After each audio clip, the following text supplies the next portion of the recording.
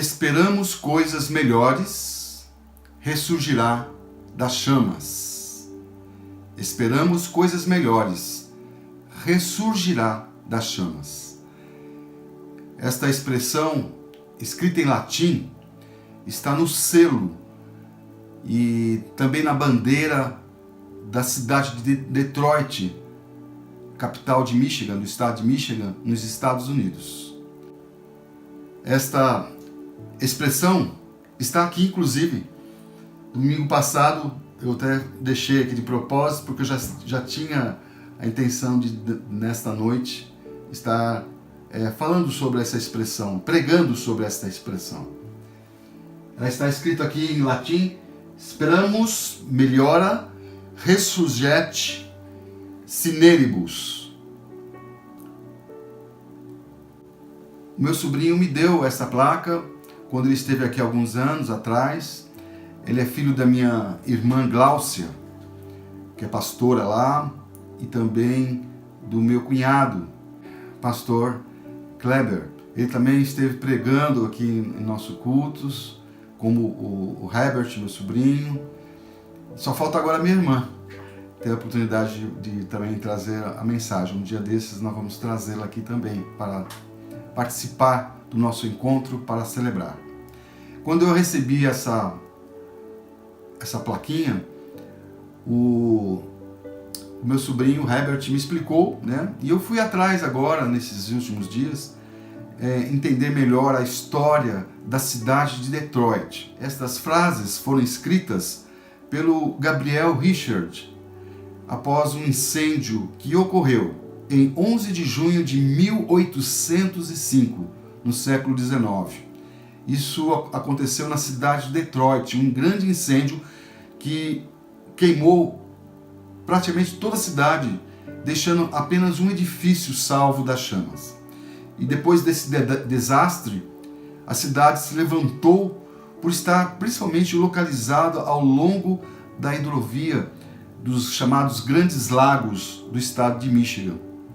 Cresceu como uma zona de transporte para todo o país, se desenvolvendo na década de 1830 como uma indústria de construção naval e também uma indústria com indústrias manufatureiras.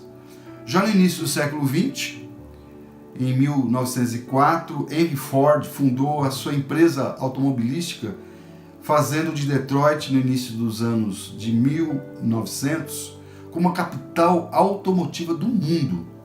E em 1820 se tornou a quarta maior cidade dos Estados Unidos, depois de Nova York, Chicago e Filadélfia. Mas a história da cidade passa por inúmeros capítulos baseados neste lema, que fazem que Detroit tenha que ressurgir das chamas ou das cinzas por muitas vezes, sempre com a visão de tempos melhores. Por exemplo, as tensões de longa data entre os brancos sobre os negros que moravam na cidade culminaram nos distúrbios de julho de 1967, com resultados de 43 pessoas mortas, a maioria negras, 467 feridos e mais de 7.200 prisões. E o que deixou Detroit meio que destruída foi que mais de 2.000 edifícios e casas foram destruídas. E isso aconteceu principalmente nas áreas residenciais e comerciais onde os negros estavam. Com isso, milhares de pequenas empresas fecharam de forma definitiva e mudaram para bairros mais seguros e longe do centro da cidade, que formaram, no caso, novas cidades, novos lugarejos. E durante os próximos 10 anos, depois desse distúrbio em 1967, a cidade perdeu mais de 110 mil empregos e o setor industrial ficou afetado em ruínas por décadas, se tornando uma cidade fantasma. Detroit chegou, para vocês terem uma ideia, a ter 2 milhões de habitantes nos anos 50 e 60, onde foi o auge da indústria automobilística.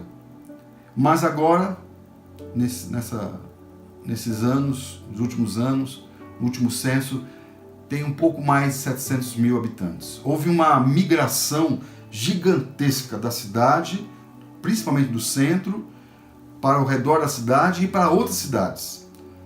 Mas o lema sempre esteve presente. Esse lema sempre esteve presente.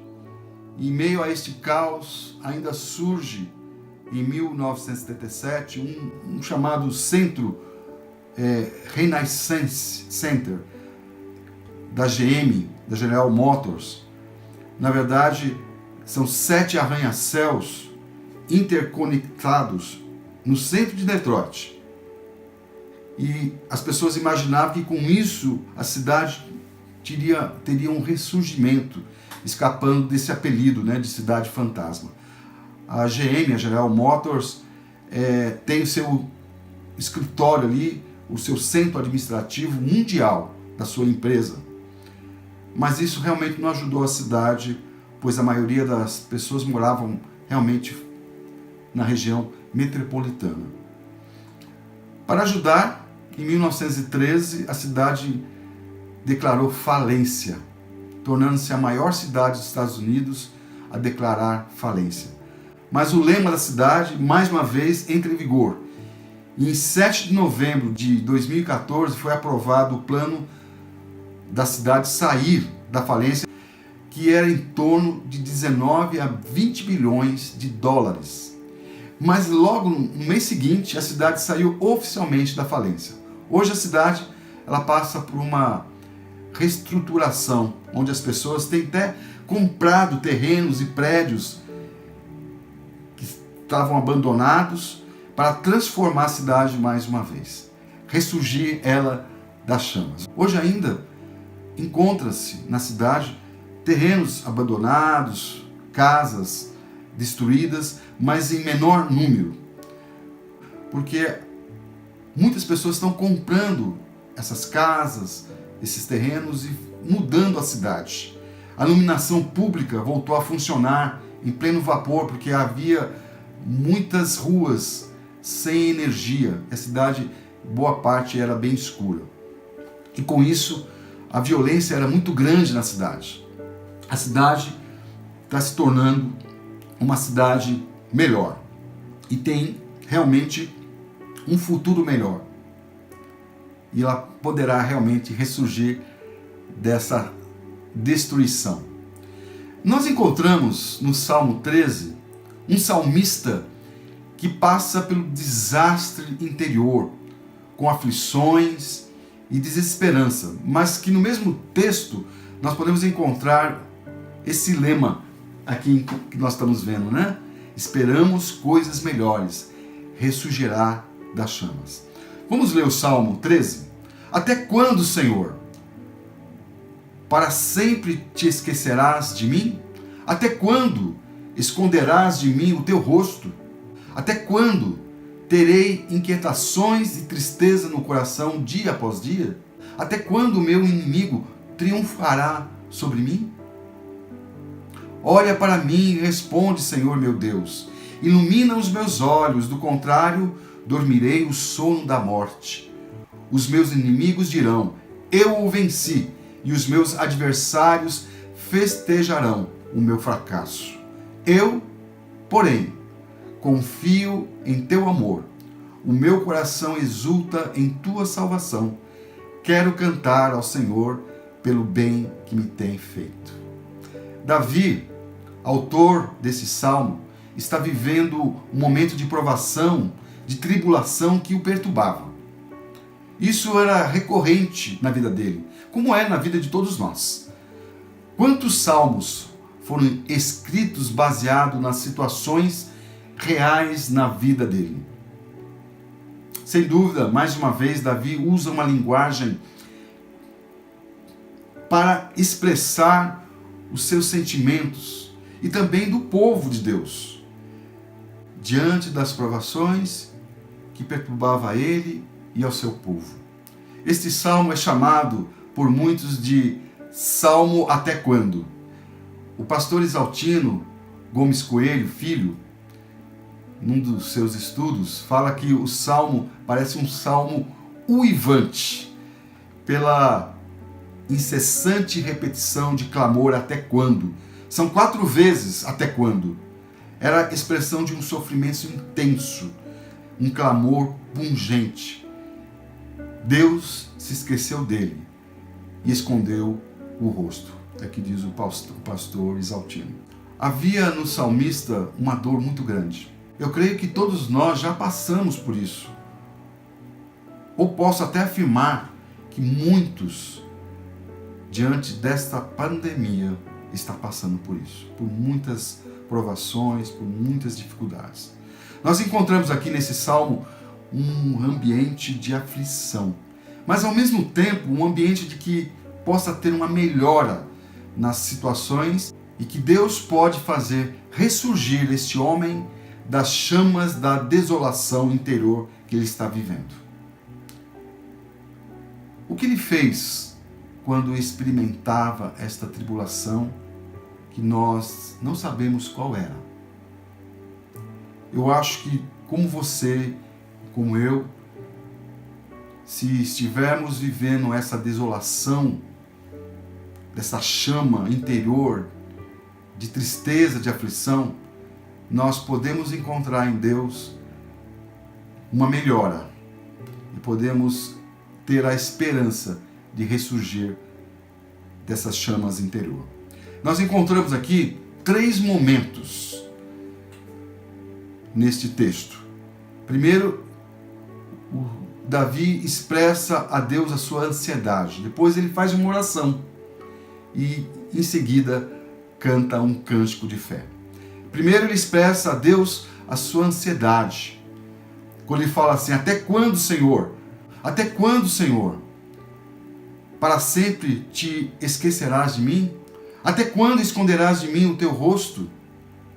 Até quando terei inquietações e tristeza no coração dia após dia? Até quando o meu inimigo triunfará sobre mim? Até quando?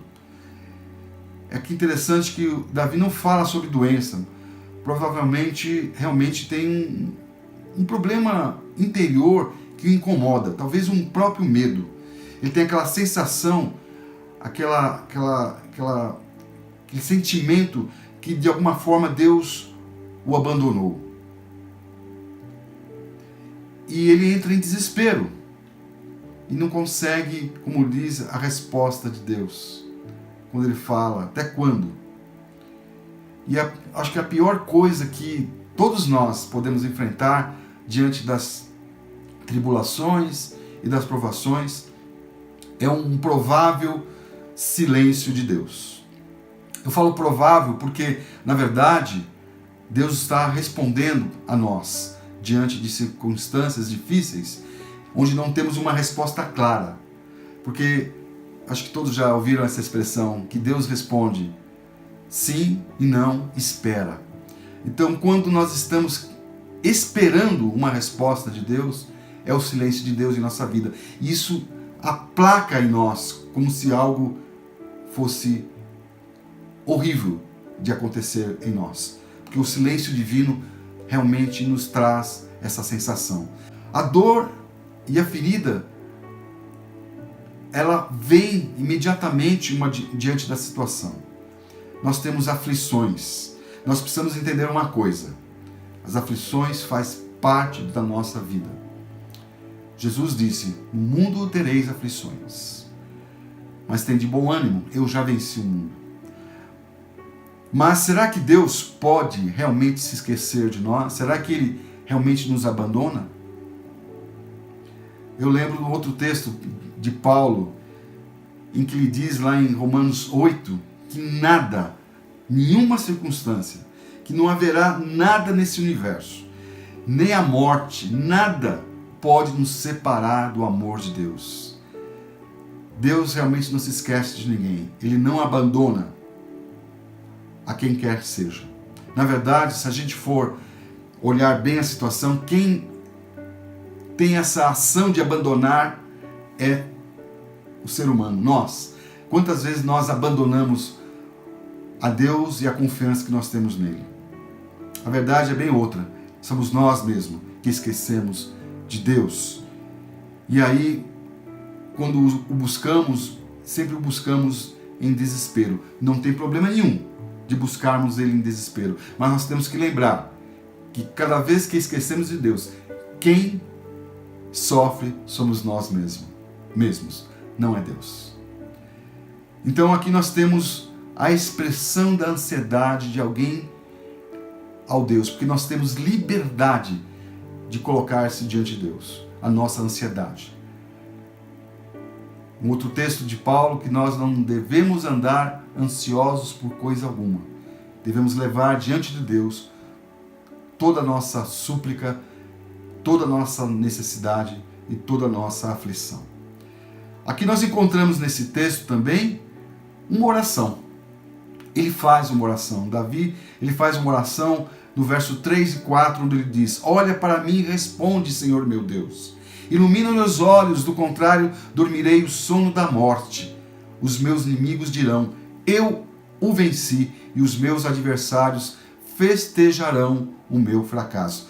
Não é uma oração muito normal, mas ela é muito pessoal, muito intensa, muito emotiva, que vem lá do fundo da alma. E aqui nós encontramos uma oração onde ele pede a atenção de Deus e pede para que Deus responda a sua oração. Logo no início ele diz: olha para mim e responde. Mas por que ele faz isso? Porque, como já disse, o silêncio dói. Coisa pior do mundo você estar falando com alguém e com o próprio Deus e ter como resposta o silêncio. Mas ao mesmo tempo, nessa oração, ele entende que Deus pode dar um direcionamento. Quando ele diz assim: ilumine os meus olhos. No sentido de levantar o semblante.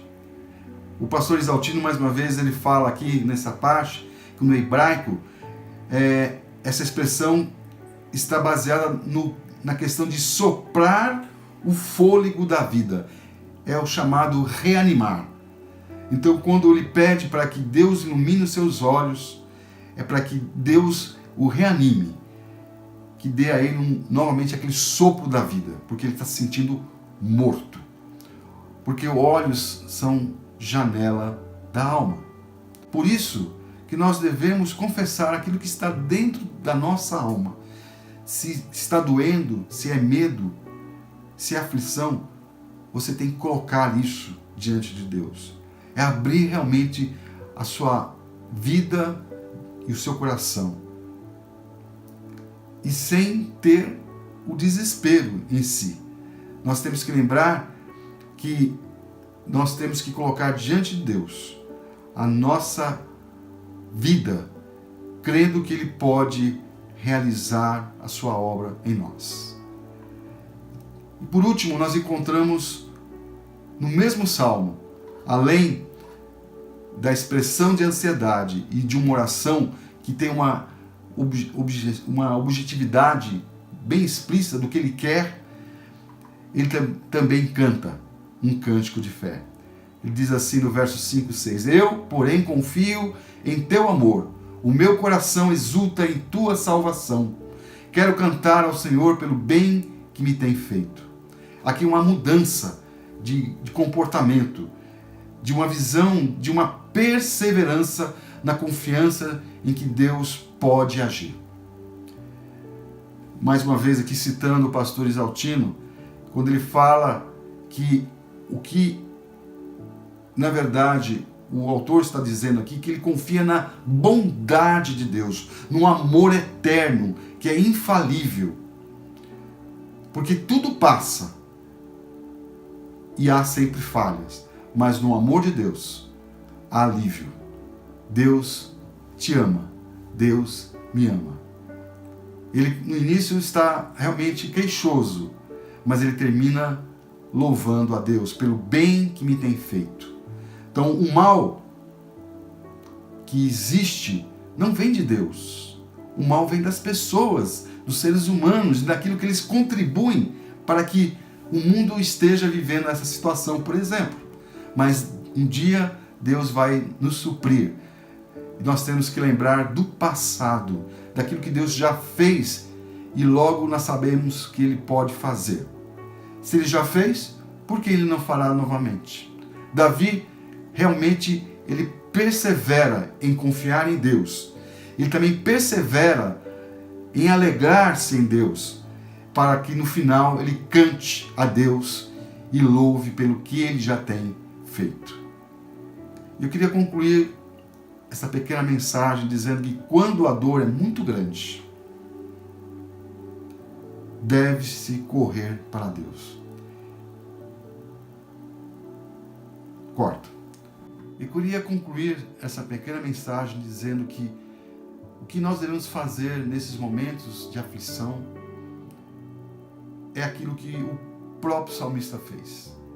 Ele correu para Deus, colocou-se diante dele, colocou a sua ansiedade, fez uma oração e ao mesmo tempo ele já passou a confiar e perseverar que Deus irá agir na vida dele. E esse lema da cidade de Detroit lembra muito bem aquilo que Davi escreveu nesse Salmo 13. Nós devemos sempre, diante das tribulações, diante das dificuldades, diante dos problemas que estão presentes em nossa vida, lembrar que podemos esperar uma melhora e que poderemos ressurgir das chamas, porque Deus está conosco. E diante dessa pandemia que todos nós estamos enfrentando, de forma direta ou indireta, pessoas que estão doentes e morrendo, parentes que estão sentindo a falta dos seus queridos, os médicos e enfermeiras que estão ali naquela batalha, pessoas que estão tendo problemas em comer, pessoas que estão tendo problemas nos seus relacionamentos, que estão tendo problemas financeiros, que possamos encontrar em Deus a nossa melhora e o nosso ressurgimento. E no final de tudo isso, poderemos cantar um cântico, dizendo: perto está o Senhor, e quero estar perto dele.